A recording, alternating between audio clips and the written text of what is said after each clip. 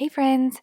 In this video I am going to be reviewing 5 versions of the Kuretake Bimoji Brush Pens. As you can see, there is not a lot of English writing on this pen, if any at all, so I compared the colors of the package to the listings online and wrote the specifics on a piece of washi tape and stuck it to the outside of the package. So I decided to write the names on the actual pen to make sure that I don't get them mixed up in the future.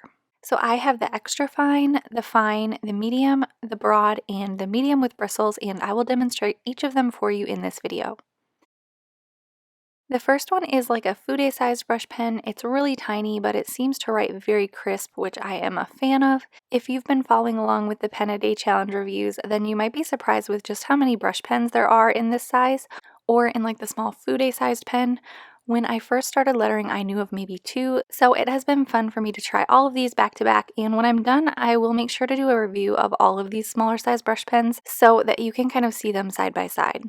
This next one is the fine brush pen, and it is still very small. If I hadn't compared it with the first one, it would probably feel just like another fude size brush pen. It's hard to tell because I did put them side by side.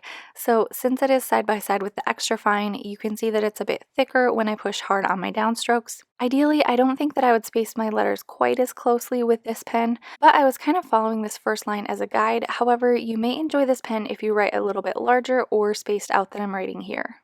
One nice thing about these pens is that they have a nice rubber grip, so they are nice to hold. I know that I hold my pen kind of funny, so sometimes my fingers get sore, but this one is really nice for me. These pens also use a water-based pigment ink, and I will show you a water test in this video, but they do hold up really nicely to water once they've dried.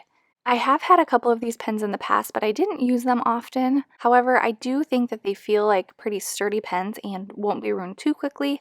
That being said, I do try to always use nice paper with my brush pens to help keep them from fraying too quickly. The larger brush pen, or the broad one, seems to be staying wet a little bit longer than the others. This brush pen really needs some more space compared to the first 3, so I had to spread it out a bit. And honestly, I think I'd even like writing larger than this. This size is going to be a bit more comparable to your medium to large size brush pens, and again, has a nice bold look to it.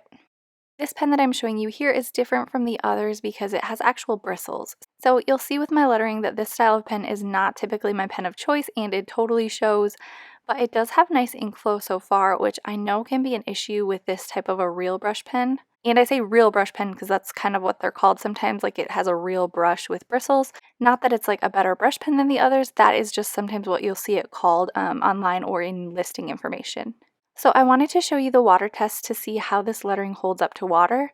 The lettering all appears to be dry before I add water to it, and I'm just holding a paintbrush loaded with water to write over it. It held up super well, even the bottom ones that have quite a thick ink stroke, so if you're looking for a water-resistant brush pen, then these may be a good option for you. And if you love hand lettering or want to learn more about hand lettering, make sure to join my free mini course at the link below or by visiting howtohandletter.com/mini course. I will be back again soon with another pen review as I work through these 31 different brush pen reviews. So thank you so much for watching, and I will see you in my next video. Bye!